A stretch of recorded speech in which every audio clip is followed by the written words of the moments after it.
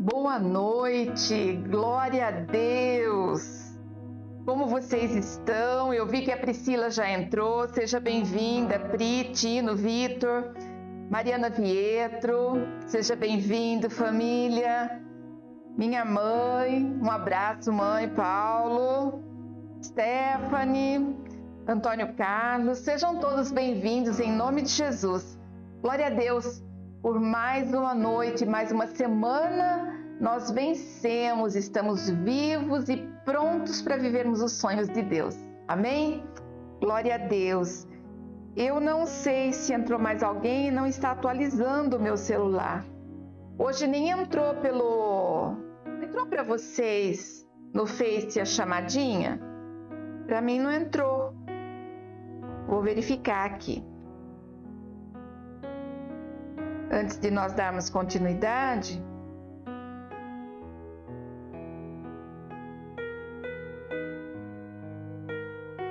para mim não entrou. Responde aí para vocês se entrou para você, lá no nosso sininho, no nosso famoso sininho.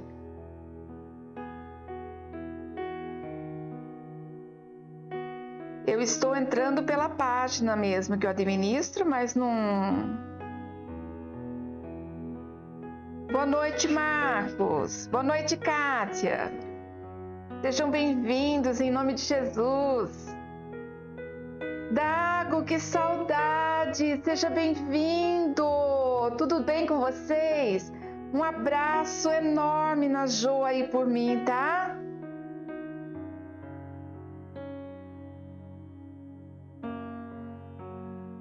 Tá aqui. Eu tô aqui. Vamos começar então? Infelizmente, talvez eu não consiga cumprimentar a todos, mas sintam-se todos muito bem-vindos, abençoados, acobertados no Senhor, e nós vamos seguindo aqui, ok? Enquanto os irmãos vão entrando, vamos orar, agradecendo a Deus. Diante de tanta dificuldade, nós vencemos mais uma semana e estamos juntos mais uma semana. Glória a Deus por isso. Feche os teus olhos.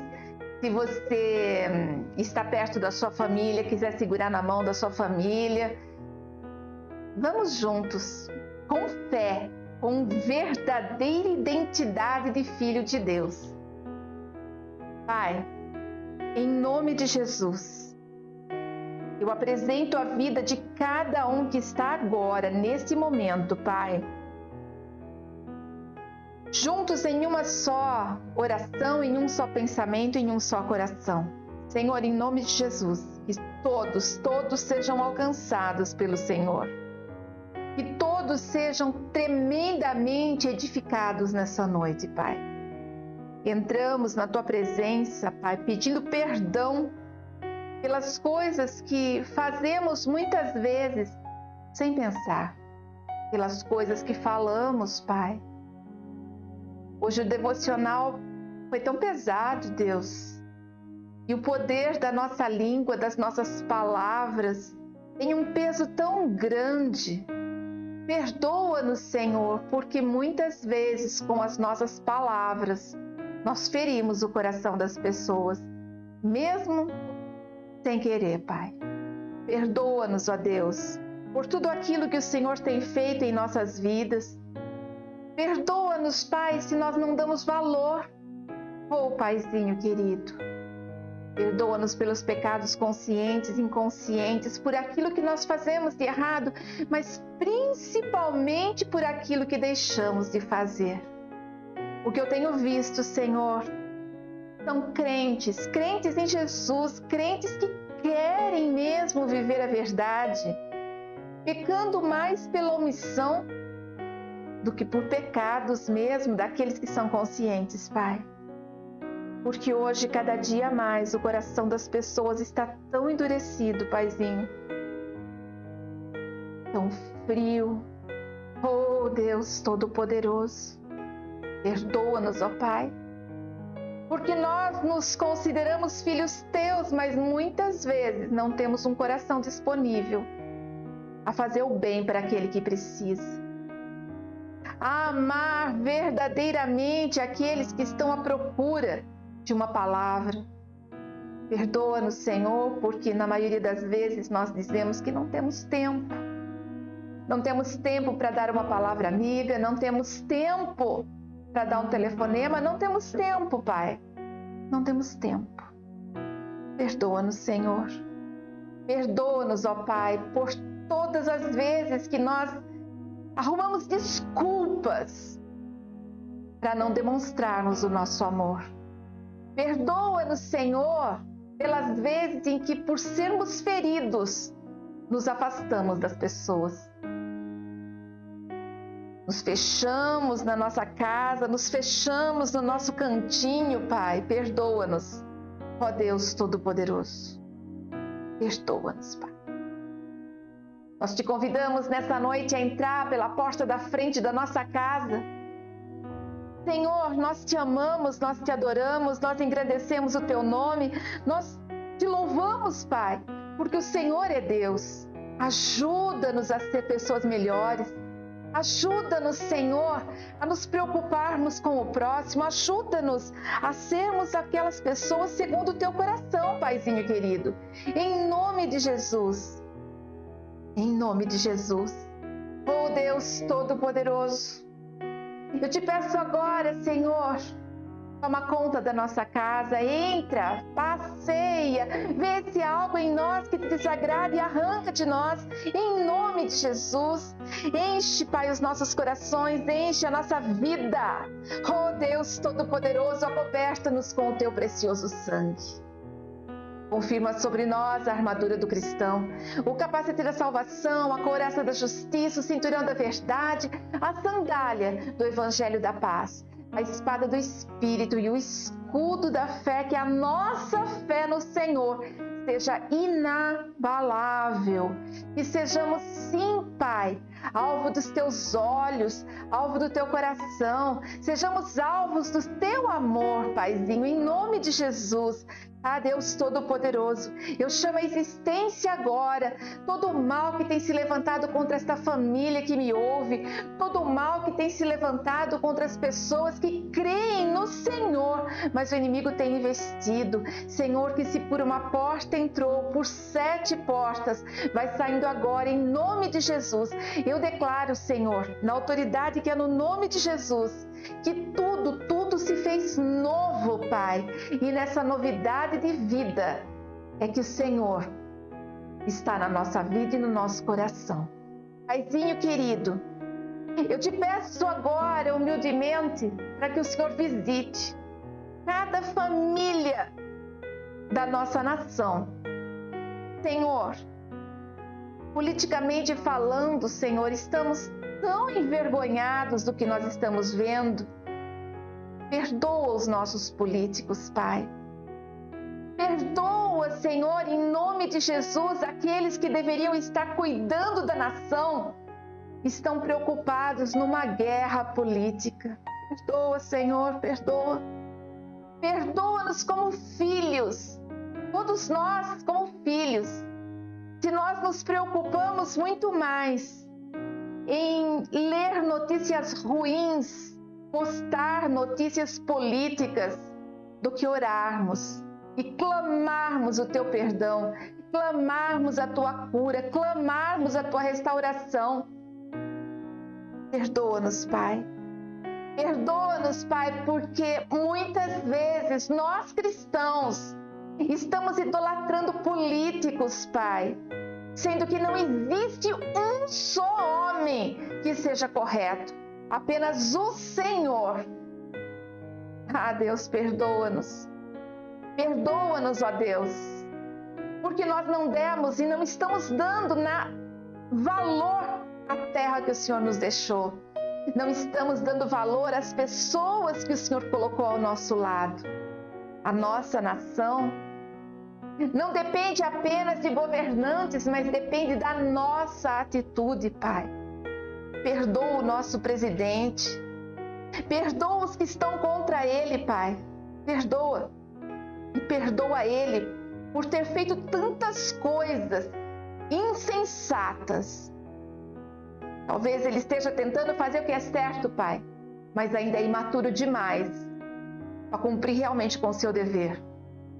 Perdoa, Pai, todos aqueles que estão se levantando contra o nosso presidente, contra todos aqueles que estão fazendo guerra política, atrapalhando a cura da nossa nação. Perdoa-nos, ó Deus. Pai, eu apresento cada família que perdeu um ente querido nessa pandemia. Mas, oh Deus, os números não param.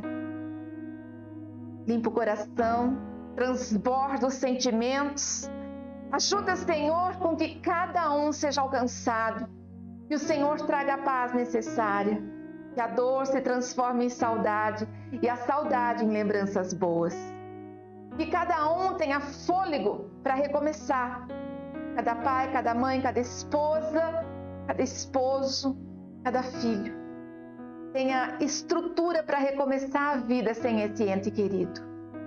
Senhor, em nome de Jesus, visita as casas, visita os hospitais, presídios, casas de prostituição, pontos de tráfico, pessoas que estão abandonadas, moradores de rua. Pai, em nome de Jesus, todos aqueles que eu sei que o Senhor tem um plano na vida deles, visita agora e leva o teu toque de amor, o teu toque de refrigério, o teu toque de restauração, em nome de Jesus. Amém e graças a Deus. Amém? Glória a Deus. Eu percebi que realmente lá pelo Face mesmo nós recebemos uma notificação quando entra no ar o culto. Pelo menos no meu eu não recebi essa notificação.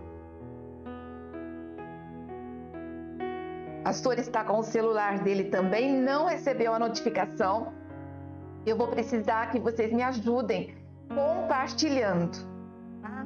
Compartilhe até mesmo com os seus irmãos. Compartilha o link no WhatsApp. Se você tiver aí os grupos de WhatsApp, compartilha. Porque eu estou vendo que muitos irmãos, inclusive que eu conversei agora, fazendo o quê? 10 minutos antes do culto, eles não entraram e eles já estavam até aguardando a entrada do culto. Então eu creio que eles estão aguardando esse sinalzinho aí que não veio, tá? Infelizmente nós andamos tendo problema mesmo nas postagens. De terça-feira faz alguns dias que eu não consigo acessar os comentários. Aqui também eu estou tendo dificuldade para acessar os comentários, então dá uma força aí para mim, tá? Sejam todos bem-vindos e hoje eu quero que você pare um pouquinho para refletir sobre o que é uma pessoa andar sobre as águas. Abra a sua Bíblia em Mateus capítulo 14, versículo 22. A palavra do Senhor diz: E logo ordenou Jesus que os seus discípulos entrassem no barco e fosse adiante para outra banda. Enquanto ele se despedia da multidão. E despedida da multidão, subiu ao monte para orar à parte. E chegada já à tarde, estava ali sozinho. E o barco já estava no meio do mar, sendo açoitado pelas ondas, porque o vento era contrário. Mas, à quarta vigília da noite, dirigiu-se Jesus para eles, caminhando por cima do mar. E os discípulos, vendo-o caminhar sobre o mar, assustaram-se, dizendo: É um fantasma! E gritaram com medo. Jesus, porém, lhes falou logo, dizendo: Tem bom ânimo, sou eu, não temas. E respondeu-lhe Pedro e disse: Senhor, se és tu, manda-me ir ter contigo por cima das águas. E ele disse: Vem. Pedro, descendo do barco, andou sobre as águas para ir ter com Jesus. Mas, sentindo o vento forte, teve medo. E começando a ir para o fundo, clamou, dizendo: Senhor, salva-me. E logo Jesus, estendendo a mão, segurou e disse: Homem de pouca fé, por que duvidaste? E quando subiram para o barco, acalmou o vento. Então, aproximando-se, os que estavam no barco adoraram-no, dizendo: És verdadeiramente filho de Deus. E tendo passado para outra banda, chegaram à terra de Genezaré. Amém? Glória a Deus, que essa palavra seja revelada aos nossos corações. Que não seja apenas uma palavra escrita, mas que seja uma palavra rema para a vida de cada um. Amém? Eu não sei se vocês ainda se lembram, né? Eu procuro trazer um culto bem pedagógico, bem didático, para que vocês consigam entender. Recebeu, Dago? Graças a Deus. Amém, amém. Eu não sei se vocês se lembram, da semana passada nós falamos sobre a primeira multiplicação dos pães e peixes. Mas eu quero que vocês voltem um pouquinho. Se você voltar aqui em Mateus, eu fechei a Bíblia agora, depois eu vou ter que abrir de novo porque eu vou ter que ministrar em cima dela. Quando nós falamos em Mateus, capítulo 14, nós vamos ler primeiramente que a morte de João Batista em Mateus 14, do 1 até o 12. E diz assim que João Batista teve a sua cabeça cortada, servida numa bandeja para Herodes. A Bíblia diz que os discípulos, aqueles mesmos homens que acompanhavam Jesus, vou tornar a dizer, foram lá, pegaram o corpo de João Batista e enterraram. Eu quero que você pense bem que esses discípulos, eles tinham uma convivência íntima com João Batista, pois eles conheceram Jesus através de João Batista, uma boa parte deles. Todos ouviram falar, João Batista tinha sido o último profeta. Ele batizava para o perdão dos pecados, ele preparava o caminho de Jesus. João Batista marcou história, mas ele foi falar uma palavra contra a esposa de Herodes, a esposa entre aspas, vocês conhecem a história, e ela ficou muito irada e ela queria muito que ele fosse morto. E aquele dia ela conseguiu, era aniversário de Herodes. Herodes acabou sendo seduzido por uma dança que a filha fez. Ele ofereceu o que ela quisesse, ela poderia escolher, palavra dada, palavra empenhada. Ela foi e perguntou para a mãe, e a mãe disse que ela deveria pedir a cabeça de João Batista numa bandeja. Ela pede e Herodes acaba tendo que realizar o pedido dela e manda matar João Batista. Mas eu quero que vocês pensem bem como estava o coração destes homens que acabaram de perder um amigo, uma pessoa querida. A Bíblia diz que, olha só, no versículo 14, versículo 12, e chegaram os seus discípulos e levaram o corpo e o sepultaram e foram anunciá-lo a Jesus. Quer dizer, Jesus não estava ali no meio de tudo aquilo, tá bom? Ele não estava, mas ele veio um recado para ele. João foi morto. Acabamos de enterrar João Batista. Acabamos de enterrar. Eu preciso que vocês foquem nisso, porque olha só, no versículo 13, diz assim: e Jesus, ouvindo isso, retirou-se dali num barco para um lugar deserto, apartado. E sabendo o povo, seguiu a pé desde a cidade. Quando eles estavam vivendo aquele luto, vivendo aquela dor, saíram, mas o que aconteceu? Acontece que o povo o seguiu de longe, olhando o barco e vendo para onde Jesus ia. E Jesus, quando saiu, viu uma grande multidão e, possuído de íntima compaixão para com ela, curou seus enfermos. E aí nós vamos ver que começa uma manhã tendo que enterrar um amigo, passa um dia ali curando enfermos, não deu tempo deles pensarem naquilo, não deu tempo de digerir a dor. E chegando à tarde, os seus discípulos aproximaram-se dele, dizendo: o lugar é deserto e a hora é já avançada.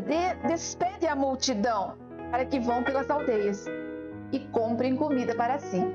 E aí nós entramos numa ministração que foi dada semana passada, onde nós aprendemos sobre o amor de Deus, o cuidado de Deus e como como Ele se preocupa com cada um de nós.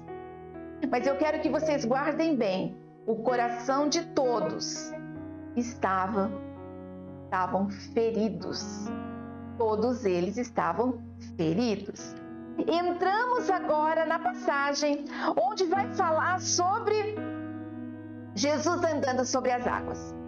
Quando chegou no finalzinho, antes de entrar sobre o mar, olha só, nos 21, e os que comeram foram quase 5.000 homens, além das mulheres e crianças. Nós vemos aqui que esses discípulos trabalharam bastante, porque eles serviram todas essas pessoas. Um passava para o outro, mas eles não ficaram parados. Mente vazia, oficina. Quando nós não temos o que fazer, a gente tem tempo para pensar. Quando nós não temos o que fazer, temos tempo para pensar. E nem sempre o que pensamos é saudável. Aliás, é incrível que se nós não estivermos firmes em Deus, os nossos pensamentos conseguem o lado ruim ganhar 100% em cima do lado bom dos pensamentos. Aqui nós vemos que todos estavam cansados. Só que, olha só, quando fala que Jesus fala assim, ó, e logo ordenou Jesus que os seus discípulos entrassem no barco e fossem adiante para outro lugar, enquanto ele despedia a multidão. O que acontece? No meio daquele povo, daquela muvuca toda, começam a dizer, esse sim é filho de Deus, esse é o rei dos reis, esse é o que veio para nos defender do jugo romano que está sobre nós. Então vemos aqui que Jesus, ouvindo e sabendo o que estava no seu coração, nós vamos ler isso em Marcos 6:52. Jesus percebe isso. E os apóstolos já estavam ali, os seus discípulos já estavam ali começando a pensar a mesma coisa. Quando ele percebe isso, ele fala o quê? Escuta, é melhor eu mandar eles embora, porque eles são os que caminham comigo. Não adianta eles ficarem aqui contra aquilo que Deus realmente preparou para mim. Ele manda. Quando ele fala ordenou, no dicionário ordenar é insistir. O que mostra que ele não fala assim, ele pediu, ele ordenou, vá. Talvez eles foram por obediência, mas no fundo eles estavam ali contra a vontade deles, queriam ver até onde aquilo ia ficar. E Jesus diz, vai, porque eu quero orar. E a Bíblia diz que Jesus despede a multidão e sobe para um monte para ficar sozinho com Deus. Até aqui, tranquilo. Não tem ventos contrários, não tem nada. Apenas homens com o coração ferido. Jesus foi para o monte orar. A dor que ele sentia, João Batista era primo dele. Não só isso, João Batista era uma promessa de Deus que realmente veio para abrir o caminho. Ele sabia que o propósito da vida de João Batista tinha se cumprido.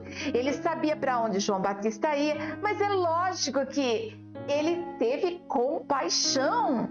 Nós estamos vendo aqui que se ele teve compaixão por causa de um prato de comida, imagina se ele não teve compaixão pelo primo que foi morto. Doeu, claro que doeu pela mãe dele. Claro que doeu. Ele estava na forma humana, ele tinha todos os sentimentos que nós temos. Às vezes perdemos pessoas que a gente chora do fundo da nossa alma. Às vezes perdemos pessoas que são queridas, mas não é uma coisa que dilacera o nosso coração. Mas a gente mesmo assim, a gente dá aquela pausa para entregar aquela família para Deus. Ainda mais agora nós estamos tendo todos os tipos de experiência de morte possível. Porque nunca perdemos tantas pessoas como estamos perdendo hoje. Jesus, então, ele vai para o monte orar. Aqueles apóstolos, aqueles discípulos, eles fazem o quê? Eles entram no barco por obediência. há. Então eu vejo aqui que o que representa o barco? O barco é o lugar onde Jesus quer que você esteja. O barco, a proteção, o cuidado, sendo feita aquilo que Deus manda fazer. Deus mandou, ordenou entrar no barco. Ele queria que eles estivessem ali. Ele queria que eles estivessem seguindo o plano de Deus. Deus tem um plano para a minha vida e tem para a sua vida também. E aí? Muitas vezes a gente quer mudar o plano de Deus. Entra no barco. Não, eu vou fazer o que eu quero. Nós vemos isso muito no meio evangélico, no meio cristão, nós vemos muito isso. Sai uma palavra do altar e a pessoa diz, isso é para antigamente. Sai uma palavra do altar. Quando eu falo sai uma palavra do altar, eu quero que vocês entendam uma coisa. Quando eu não era pastora, eu não entendia isso. Não entendia mesmo. Não entendia. Para mim, tudo que falava do altar era porque o pastor havia estudado, sabia aquilo, ele tinha uma boa eloquência e ele sabia falar. Quando fui ungida pastora, eu já percebi uma diferença esquisita dentro de mim.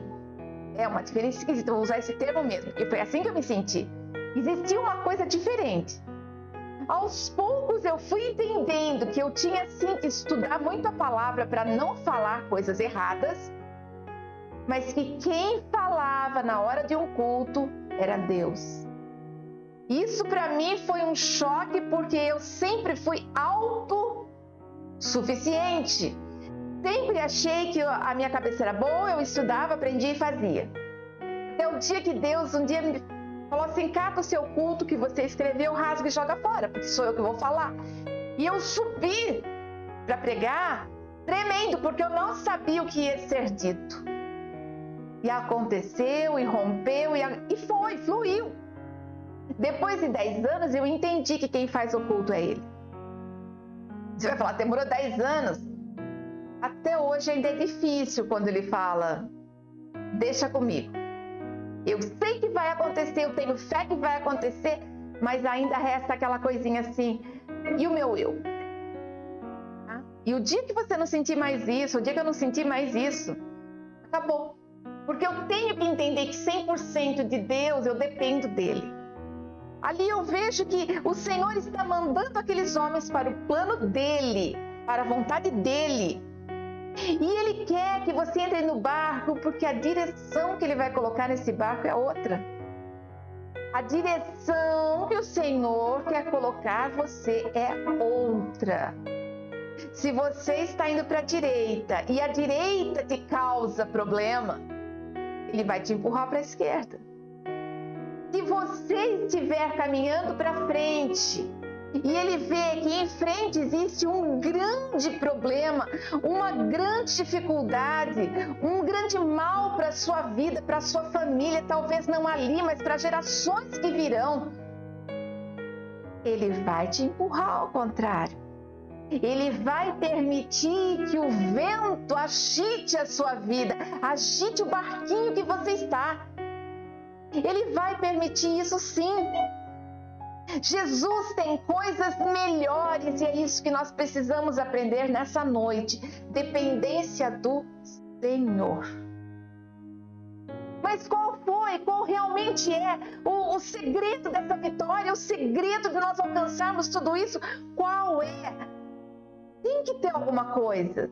Porque é fácil falar, mas o crente é vitorioso, é mais que vencedor. Nós temos frases prontas.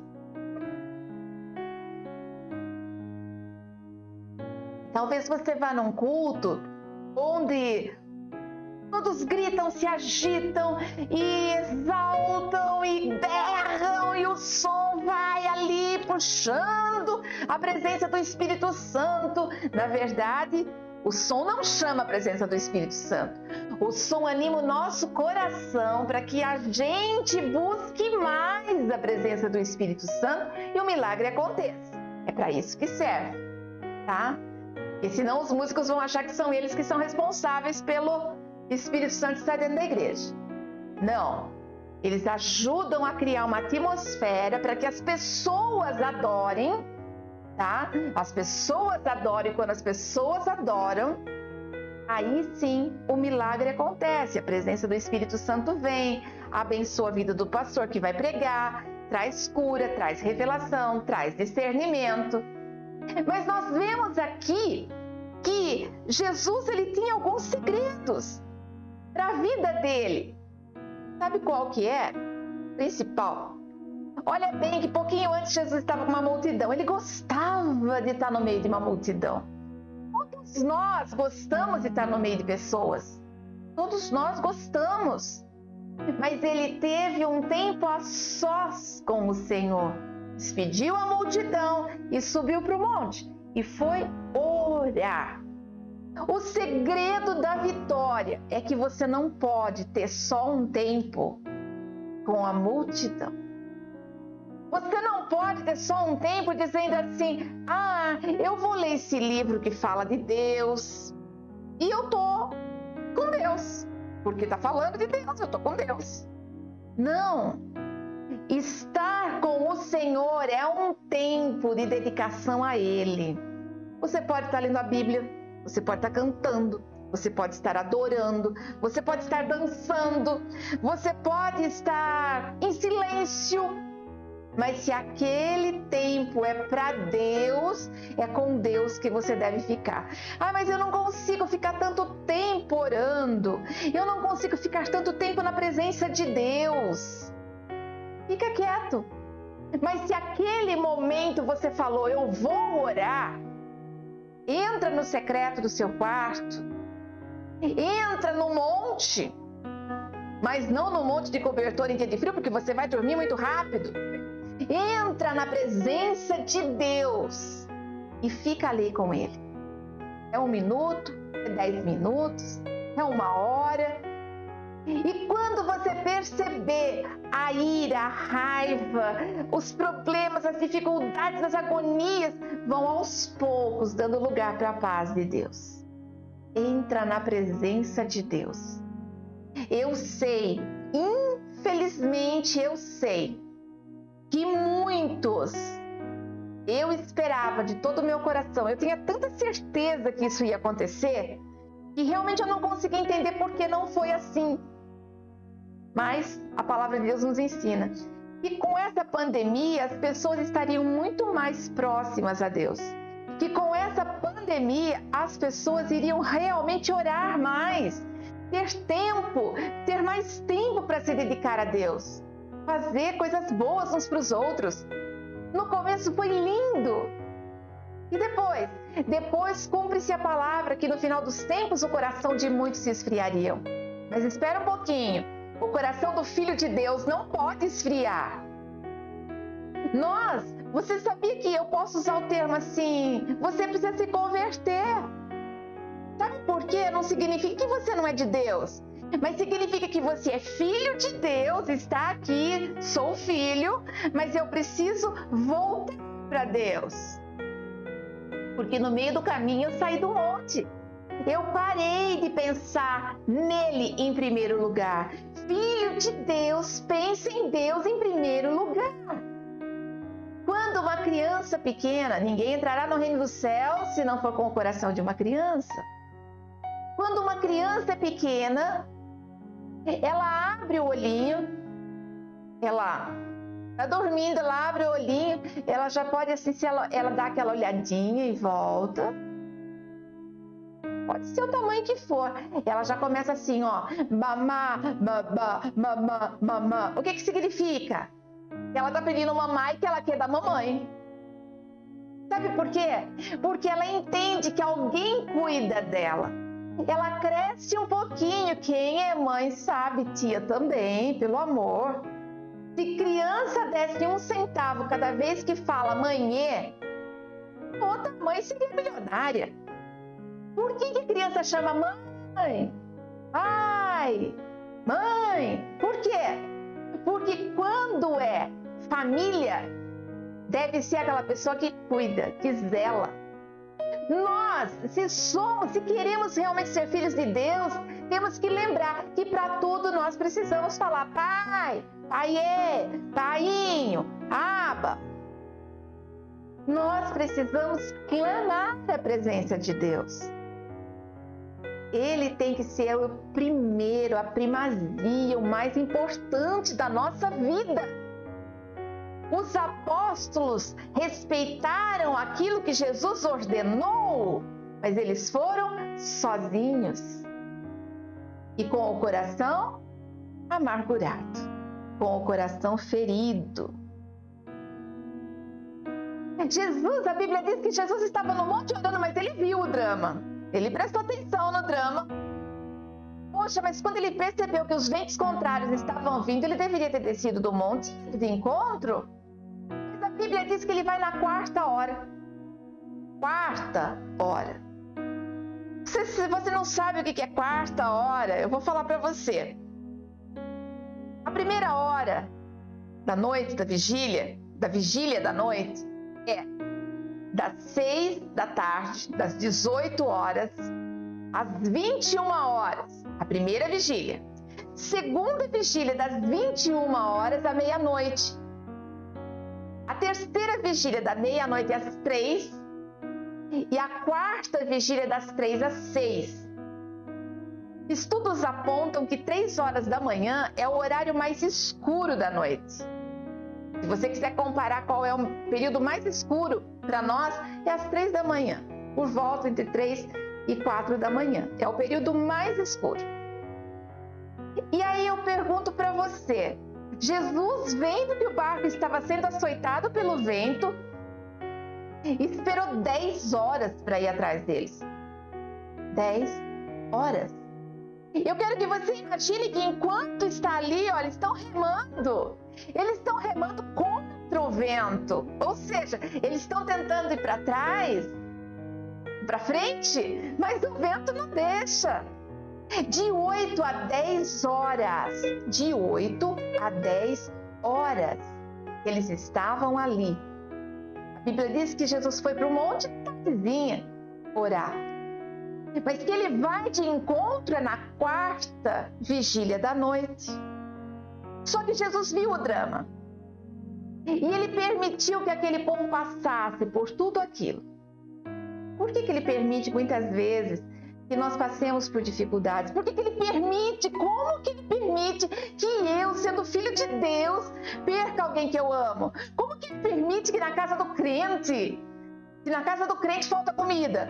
Como que Deus permite que na casa do crente tenha briga? Como que ele permite que um crente, uma pessoa que é de Deus, que segue a palavra, que sabe que a Bíblia diz, não andeis ansiosos por coisa alguma, como que ele permite que uma pessoa, sendo filho de Deus, tenha uma crise de ansiedade? Tenha depressão. Depressão é falta de fé. Depressão é pecado. Doença é pecado. Como que Deus permite isso? Você já ouviu tudo isso? Eu tenho certeza que sim. Eu tive que ouvir isso de um pastor. Quando eu fui dizer que eu estava com problema de saúde, ele falou assim, olha, você tem que verificar a sua vida, porque alguma coisa está errada. Você é filho de Deus, não era para você estar passando por isso? Sabe o que aconteceu? Recém-convertida. Achei que eu estava no pecado pior do mundo.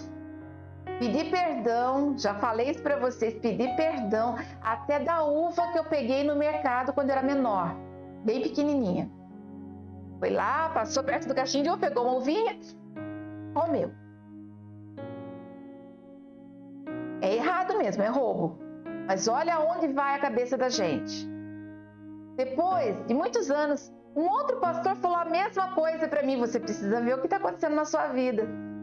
E eu falei assim, olha, na minha vida eu sei o que está acontecendo. Eu estou passando por isso para me firmar mais em Deus. Porque é na hora da prova que a gente se agarra no Mestre. É na hora da prova que a gente tem que lembrar toda a matéria que foi ensinada para nós. Se eu sou um aluno, eu vou para a prova. É na hora da prova que eu vou escrever e eu tenho que mentalizar, não sei você, mas eu para fazer prova, eu lembro a roupa que o professor estava usando naquele dia da pergunta, eu lembro o tom de voz que ele usou, eu sou muito visual. Então assim, eu guardo lances de situações. Hoje eu não tenho uma mente tão boa mais, mas sempre foi assim, ok? Quando ele diz que é para ir no barco, foram. Entrar no barco amando de Jesus não era para estar passando por isso. Não é assim? Reflete aí. Como você pensa que é uma vida com Deus? Vou esperar vocês responderem para mim. O que é viver uma vida com Deus? A opinião de vocês. Paz, serenidade. Gente, ninguém respondeu até agora. Tá certo que nós temos um tempo aqui para responder, né? Para minha voz chegar em você. Reloginho? Tic-tac, tic-tac, tic-tac, tic-tac. Nós temos que entender algo. Que não é porque Deus está demorando que Ele não está cuidando. Não é porque Deus está demorando para atender ou porque nós estamos passando pelas provas da vida que Ele não está conosco. Observa bem, Jesus estava no monte. Ele estava aqui, o meu monte é para cá. Ele estava no monte orando. Ele estava no monte. E do monte ele via, olha, tá chacoalhando, tá difícil, estão com os braços doloridos de tanto remar, estão lutando, mas estão vivos. Eu tenho um propósito para essa vida. Eu quero que você lembre de uma coisa, tem uma historinha que conta que um dia um homem estava numa caverna, e nessa caverna, a casinha dele era bem pequenininha, ficava ali, arrumadinha, tudo, mas ele tinha muita dificuldade, porque na frente da casa dele tinha uma grande pedra. E um dia ele, assim, olhou para aquela pedra e falou assim, gente, eu não tomo sol por causa dessa pedra. É sempre meio escuro aqui dentro da minha casinha e eu não consigo tomar sol, não tenho ânimo, porque quando eu fico no escuro eu tenho sono. Pedrinho, ranzinza, assim, meio um jeitinho. Pequenininho, e aí ele chega, sai pra fora, passa ali pela pedra, olha pro céu e fala, Deus, eu não aguento mais essa pedra, eu quero mudança, eu preciso que mude. Deus do seu alto e sublime trono disse assim, filho, empurra a pedra. Nossa, pronto, pra quê? Eu já tô com tudo, né? Tô bem arretado, porque onde já se viu essa pedra, agora eu tomei uma decisão. Empurra a pedra, empurra a pedra, empurra a pedra. A pedra não sai do lugar. Empurra a pedra, empurra a pedra. Aí ele viu uma frestinha assim, ele falou assim, empurrei a pedra, saiu 1 centímetro. Não, era ele com a ponta do pé ali que tava tirando areia. Passado um ano, e ele vai de novo, né? Ele dormia na exaustão, levantava e empurrava a pedra. Dormia na exaustão, levantava e empurrava a pedra. Um dia, mais uma vez, ele... Só que agora ele já não estava tão irritado mais, ele estava mais tranquilo. Então ele chega para Deus e fala assim, Senhor, o senhor está de sacanagem, né? Não, só pode. O senhor está de sacanagem, não é possível. O senhor me manda empurrar essa pedra, manda empurrar essa pedra. Eu empurro a pedra, ela não sai do lugar. O que o senhor está pensando? E Jesus, e o Senhor olha para ele e diz assim, filho, não olhe para a pedra agora, olhe para você. Como você está? Ele olhou, pensou assim, não, eu estou bem mais calmo do que aquela vez, mas... Aí ele olhou assim, falou, poxa, mas eu tenho músculos? Olha isso, gente, bíceps. Eu tenho mais saúde, eu tenho cor, eu peguei cor, eu fico no sol. E Deus falou assim para ele, o problema nunca foi a pedra, o problema é você que precisava sair do seu comodismo. E muitas vezes eu e você achamos que as coisas vão se resolver porque nós vamos falar, Deus, o senhor não está vendo? E Deus está dando pedras para empurrarmos. Deus está dando vento contrário para nós remarmos e não irmos para lugar nenhum. Deus sabe o que faz e Ele faz o melhor sempre. Nós é que somos impacientes demais para aguardar. Eu quero perguntar para você, mas aonde que Jesus Cristo estava para acontecer o milagre? Quando Ele chega, Ele vê que aqueles homens foram obedientes. Na quarta vigília, Ele desce dos montes e pela lógica, pela estatística geográfica do lugar, o monte era um lugar bem alto e Ele desceu verticalmente, né? E Ele foi chegando, já dava esse monte, já dava direto na água e Ele só deu continuidade na caminhada. Enquanto que aqueles homens tinham andado, o Mar da Galileia, né, o lago, ele era um lago que tinha de 8 a 9 quilômetros. E a Bíblia diz que eles estavam no meio. Então quer dizer que ele andou uma média de 4 quilômetros ali dentro do mar, andando. Eu vou andar. Para ele, era normal. Só que você imagina um pouquinho que ele vai andando sobre as águas, coração tranquilo, porque ele sabia que já estava tudo sob controle. Ele sabia que o cuidado dele era maior. E ele se aproxima. Aí eu fico imaginando, peraí, tava aquela escuridão, aquele breu, já era de noite. Quarta vigília, noite escura, totalmente escura.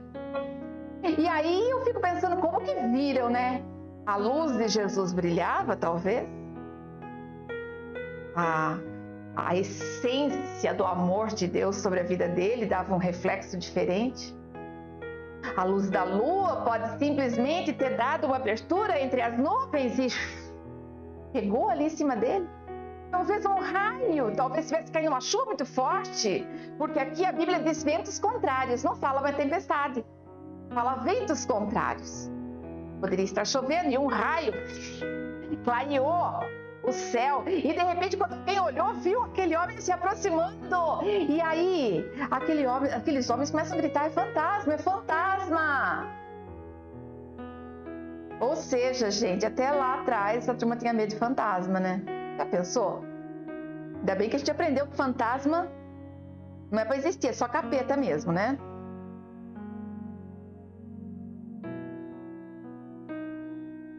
Quando voltamos para a nossa história, nós vamos ver aqueles homens apavorados, com medo, desesperados. E Jesus fala assim para eles: calma, para tudo, sou eu, não tenha medo não. A palavra que nós mais ouvimos na Bíblia é não temas, não temas. E por que nós esmorecemos? E por que nós tememos? E por que nós sofremos? Por que aqueles homens estavam ali sem conseguir raciocinar nada? Por que aqueles ventos estavam contrários? Ventos contrários vão vir na minha casa, na sua casa e na casa de todos os filhos de Deus. E infelizmente nós não vamos conseguir escapar disso. Mas Pedro, quando ouve a voz de Jesus, ele diz assim: se é o Senhor mesmo, eu quero andar sobre as águas como o Senhor está andando. Mas tem como não amar esse Pedro, gente? Eu sou apaixonada pelo Pedro. Se dependesse de mim, eu quero fazer um estudo sobre Pedro. Eu já tenho assim umas 40 páginas escritas já sobre Pedro. De tudo que eu vou anotando, eu amo Pedro. Pedro e Davi, mas eu acho que eu sou mais chegada assim no Pedro. Ele é demais, o cara. Ele falou assim: poxa, é meio difícil, não é um fantasma, é Jesus. Mas se é Jesus, com ele o que ele falar eu faço, porque eu confio nele. Se ele falar que eu vou. E aí ele pega e fala assim: a voz é parecida com o Senhor. A voz é: não tenha medo. O vento venha vindo. Enquanto o vento vem, você não ouve muito bem. Ele fala assim: vem, pode vir, Pedro, vem. E Pedro, então, ele pega, tira o pé do barco, coloca o pé na água e vai. E a Bíblia fala que ele andou sobre as águas. Só que de repente vem um vento forte, bate em Pedro. E ele, em vez de olhar para Jesus, ele olha para o vento. Ele olhou para o vento, ele olhou para a água, ele olhou para as circunstâncias e começou a afundar. Quando ele começa a afundar, e olha bem que a Bíblia não diz que ele afundou, não diz que ele afogou, que ele engoliu água, não diz isso. A Bíblia diz que quando ele começou a afundar, ele gritou: socorre-me, Senhor. E Jesus vai e dá a mão para ele. Eu deixei essa imagem aqui que eu acho que reflete super bem. Você observa bem que ele está com o cabelo pouco molhado, não tá? Aquele cabelo que acabou de sair de dentro da água, uns espirrãozinhos de água, mas Jesus puxando ele para fora. O Senhor está esperando que nós mostremos a nossa dependência. Socorre-me, Senhor. Ele está esperando e Ele está pronto para nos ajudar. Só que nós muitas vezes passamos o nosso dia inteiro murmurando pelo que não estamos conseguindo fazer, pelo que nós não estamos conseguindo alcançar. Quantas vezes que nós estamos andando e remando contra a maré, remando contra o vento. Quantas e quantas vezes que a gente não está ali lutando e sente que está sozinho e reclama por estar sozinho e esquece que é só dizer: Pai, eu preciso do Senhor. Pai, eu preciso do Senhor. A primeira coisa pelo qual Pedro conseguiu andar sobre as águas, ele obedeceu a palavra. Ele obedeceu a primeira palavra que mandou ele entrar no barco. Ele obedeceu a palavra quando Jesus disse: vem. Será que nós obedecemos a palavra? Será que eu e você obedecemos verdadeiramente a palavra de Deus? Será? O Senhor diz que nós deveríamos amar ao próximo como a nós mesmos. Estamos nos detestando tanto que a gente está deixando de amar o nosso próximo. Porque uma pessoa egoísta é uma pessoa que não se ama. Que quem se ama de verdade não está nem aí para nada. O que é meu é seu. Vamos nessa. É dando que se recebe, multiplica. Será que nós estamos realmente prontos para viver essa experiência com Deus e sermos filhos? Eu estou. Eu quero. Eu cometo erros. Eu falho. Eu sou humana. Mas uma coisa eu sei. Cada vez que eu percebo um erro meu, eu peço perdão a Deus. Eu começo de novo. Eu vou de novo. E eu sei que o Senhor me perdoa. Porque Ele chamou Davi de um homem segundo o coração dele. Um homem segundo o coração de Deus. Por quê? Porque Davi se arrependia. Só que quando nós estamos em pecado, quando nós estamos fazendo alguma coisa que não agrada ao Senhor, quando nós nos afastamos do Senhor, quando nós não oramos, não buscamos, nós ficamos cegos. Aqueles homens não conseguiam enxergar nada. Aqueles homens não enxergavam quem estava à frente deles. Aqueles homens não enxergavam nada. Davi, quando ele cometeu um pecado com Betseba, ele fez um erro atrás do outro, mas ele estava cego, precisou ir o profeta falar do carneirinho, da ovelhinha, e aí ele pega e fala assim: nossa, esse daí tem que mandar matar. Acaba com ele. Mas esse cara é você, Davi. Precisou um homem de Deus para abrir os olhos dele. Quando ele entendeu, ele se prostrou, ele se humilhou, ele pediu perdão, ele se arrependeu, porque o pecado afasta a gente de Deus. Porque o egoísmo, as nossas palavras, nos afasta de Deus. O dinheiro nos afasta de Deus. Você quer saber se o dinheiro te afasta de Deus? É muito simples. É muito simples. Dê dinheiro para um pobre. Eu estou falando pobre mesmo, aquela pessoa bem com bastante dificuldade financeira. Não estou falando pobre de espírito e não estou falando pobre de bênçãos. Mas você dê dinheiro para uma pessoa carente. Ou um pedaço de pão. Não vou falar de dinheiro, vou falar de um pedaço de pão.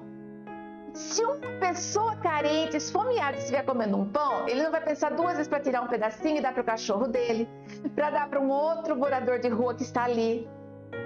Ele divide porque ele sabe o que é sentir fome. Dê um pedaço de pão, dê dinheiro, dê bens para uma pessoa que tem muito. Ele não sabe o que o outro passa. Como ele não sabe o que o outro passa, é muito fácil para ele ignorar. Eu vou comer inteiro. Quando eu trabalhava, quando eu dava aula, quem ficava devendo para mim eram as pessoas que tinham mais dinheiro. Por quê? Porque para ele não faz falta. Se não faz falta para ele, ele vai pensar que faz falta para você, para mim? Quem dizima? Os que têm pouco. Porque eles pensam assim, se é difícil para eu pagar meu aluguel, imagina o aluguel da igreja. Se é difícil para mim não ter comida na mesa, já pensou como é difícil para aqueles que a pastora tem que comprar as cestas básicas e as coisas que estão faltando? Quem tem dinheiro tem dificuldade. O que eu estou tentando mostrar para você? Que nós precisamos sentir na pele as coisas. A gente tem que sentir, a gente tem que viver para poder dar valor. Por isso eles estavam naquele barco, por isso que eles estavam ali. Eles poderiam ter muito antes clamado a Deus. Eles poderiam ter clamado a Deus muito antes. Por que eles não fizeram isso?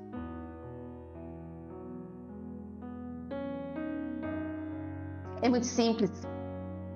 Lembra? Eles queriam que Jesus fosse ungido rei. Eles estavam bravinhos com Jesus. Eles perderam um grande amigo chamado João Batista. Automaticamente eles estavam com o coração ferido. Um coração ferido traz cegueira. Um coração ferido faz com que a pessoa não consiga enxergar à frente. E eles não clamaram, eles não chamaram, eles não pararam ali e falaram assim, olha, enquanto você rema eu vou orar, eu vou repreender essa tempestade. Jesus, quando puxa Pedro da água, ele diz assim, Pedro, vamos aqui no texto bíblico. Ele diz o quê? Homem de pouca fé. Pensando que é falar que tem pouca fé, pouco pode acabar a qualquer instante. Muito também pode acabar. Nós temos que ter pequena fé e grande fé. Pequena fé cresce, pode crescer. E a grande fé pode diminuir, mas nunca sai de perto da gente. Nunca vai nos afastar. A nossa fé tem que estar fixa em nós, permanente em nós. Jesus, quando levantou Pedro, ele disse isso. A Bíblia diz então que Jesus coloca Pedro no barco. Olha, Jesus nos colocando novamente no barco. Não adianta, por mais fé que você tenha e pelos tombos que você leva, o Senhor quer que você permaneça no barco. E esse barco é o cuidado de Deus. Esse barco pode ser a sua família, esse barco pode ser a igreja, esse barco pode ser a sua fé, aquilo que você acredita. A palavra de Deus diz que nós precisamos ser ousados. Pedro foi ousado. Nós não podemos esperar milagres acontecerem se nós também não tentarmos andar sobre as águas. Eu sou uma pessoa que arrisco muito. Só me arrependo daquilo que eu não fiz. Eu queria ter feito e não fiz. Quebrei a cara muitas vezes mesmo. Mas mesmo assim, com cada murro bem dado, eu aprendi com Deus. Eu aprendi com Deus a ser uma pessoa melhor em cada situação. E você? Tem observado as suas lutas como alguém que tem Deus cuidando e tentando ensinar? Você tem perguntado para Deus o que o Senhor quer que eu aprenda? Quando Jesus coloca Pedro no barco, a tempestade acalma. Missão cumprida. E aqueles homens, então, arrancadas as vendas deles. E eles dizem, verdadeiramente és filho de Deus. Por quê? Porque Jesus fez milagre no deserto, Jesus fez milagre na água. Para os judeus, tanto a água quanto o deserto representavam morada de demônios. Era lugar assim muito difícil. Era lugar que acontecia muita dificuldade. E Jesus prova que ele tem domínio sobre o deserto, mas também tem domínio sobre as águas.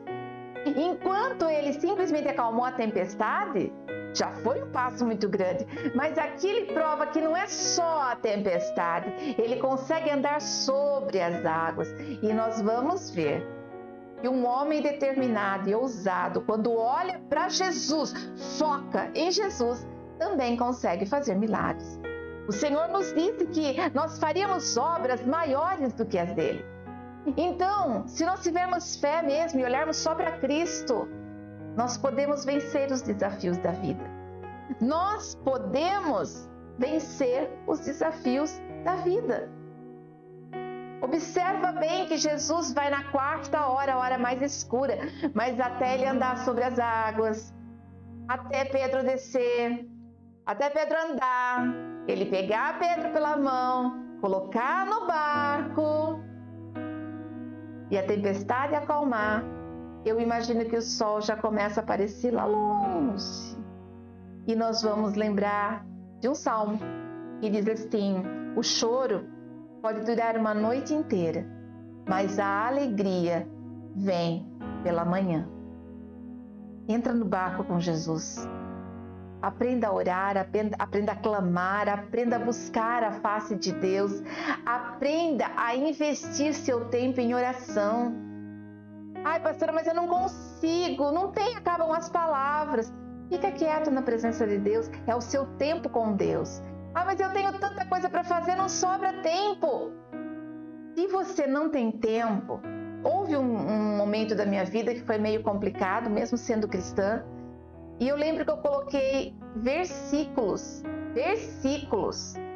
do lado da minha cama, versículo no banheiro, no espelho do banheiro. E quando eu levantava, eu já via assim, olha, eu coloquei um sulfite preso do lado da minha cama. E eu levanto e já estou de cara com a parede, né? Eu coloquei assim: bom dia, Senhor. Bom dia, Jesus. Bom dia, Espírito Santo. E eu sabia que ali era a primeira coisa que eu via.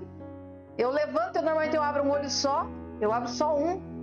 E eu vou levantando assim, acendo a luz e vou levantando assim. E aí, a primeira coisa que um olho só via era o bom dia, Jesus, o outro abria rapidinho. E aí eu já declarava meu bom dia, agradecendo por eu estar viva, agradecendo porque, o ar ainda entra, eu ainda tenho vida, eu tenho fôlego de vida em mim. Aí a segunda coisa que a gente faz normalmente é ir para o banheiro, escovar o dente. Olhava para o espelho, e o meu espelho é assim, abriu a porta do banheiro, já dá de cara com o espelhão lá na parede. Tava lá. Te amo, Jesus. E assim, eu voltei a lembrar que Jesus, ele estava o tempo todo ali. Foi um tempo complicado, por quê? Porque eu achava que assim, orar era aquela hora que eu fechava a porta e ficava ali, 1 hora orando. Instruções erradas que a gente recebe no meio da caminhada cristã. Mas quando eu comecei a fazer isso, eu entendi que falar com Deus é o dia inteiro. Na minha cafeteira, ali perto de onde ficava a cafeteira, vai fazer o café. Normalmente quem faz o café em casa, desde que eu me casei, é o pastor. Mas quando eu chegava, a primeira coisa que eu entrava na cozinha era ver se a cafeteira estava ligada, mesmo eu não fazendo o café. Então estava escrito ali: obrigado, Jesus, por todas as bênçãos recebidas. E ali eu lembrava que eu tinha que consagrar o meu alimento, que eu tinha que consagrar a minha casa, que eu tinha que consagrar o meu dia. E assim foram vencidas todas as etapas difíceis da minha vida. Hoje a gente faz isso inconsciente, a gente já levanta agradecendo a Deus. A gente já levanta louvando a Deus. Quer viver milagres? Quer sair dessa tempestade? Seja dentro do barco com Jesus. Talvez você, assim como eles, tenha perdido pessoas queridas. Eles perderam João Batista. Talvez o seu coração esteja endurecido, talvez você passou por tanta necessidade que você está buscando ardentemente reconquistar aquilo que você perdeu. Mas um coração endurecido cega e não permite que as pessoas vejam os milagres. Toma posse da sua bênção, abre os teus olhos em primeiro lugar o Senhor. Em primeiro lugar o Senhor. Não temas. No mundo tereis aflições, mas eu venci o mundo. Eu só estou esperando você me chamar e me convidar para ficar do teu lado. Convide Jesus para estar do seu lado agora. Eu quero orar com você.